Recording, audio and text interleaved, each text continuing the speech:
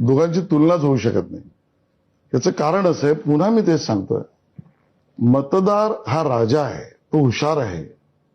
त्यालाही कळतं कोणाला बघायचं, कोणाचं भाषण ऐकायचं आणि कुठे मत द्यायचं.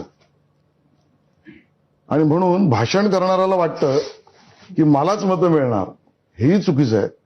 आणि न काम करता सुद्धा मतं मिळतात, हेही चुकीचं आहे. तुमच्या लेखी जास्त चुकीचं काय आहे? राज ठाकरेंनी उद्धव ठाकरेंबरोबर जाणं का भाजपनं राष्ट्रवादी बरोबर जाणं? मतदारांनी निर्णय करताना काही चुकू नये एवढंच मी म्हणेन. नाही, या दोघांना आपण आता थोडं मतदारांना बाजूला ठेवू. आशिष जी, तुमच्यासाठीचा प्रश्न आहे हा तुमच्यासाठीचा प्रश्न आहे की या दोन्ही मधलं जास्त गैर लोकांच्या दृष्टीनं काय आहे? तुम्हाला काय चुकीचं वाटतं?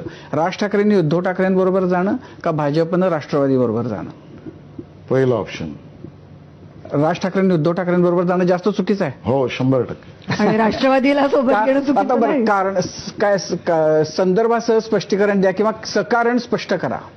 कारण एक भूमिकाच नाही त्यांची. अच्छा, तुमची आहे? बिलकुल आहे. आम्ही आमच्या भूमिकेत तडजोड केली नाही, आमच्या विचारधारेत तडजोड केलं नाही. अरे, एक मिनिट ऐकून घ्या. कोणी आलं आमच्या बरोबर, नाही उत्तर घेत नाही तुम्ही आमच्यावर कोण आलं म्हणून आम्ही 370 सोडलं, राम मंदिर सोडलं, आम्ही काशी कॉरिडॉर सोडला, आम्ही SIR सोडलं, काही सोडलं नाही, सगळ्यांना NRC सोडलं नाही, सोडलं आम्ही CA सोडलं नाही, सोडलं. त्यामुळे आम्ही कॉम्प्रोमाइज केलं नाही, पण सगळ्यांवरच्या भ्रष्टाचाराचे आरोप संपले ना. सगळ्यांना एकदम स्वच्छ, सगळ्यांची वस्त्र एकदम स्वच्छ झगझगीत चारित्र्यांना अशी झळाळून निघणारी चा भाग जरूर आहे. न्यायालयातल्या केसेस संपल्या, एक मिनिट, न्यायालयातल्या केसेस संपल्या, इन्व्हेस्टिगेशन बंद झाल्या, त्यातल्या काही लोकांना विचारा.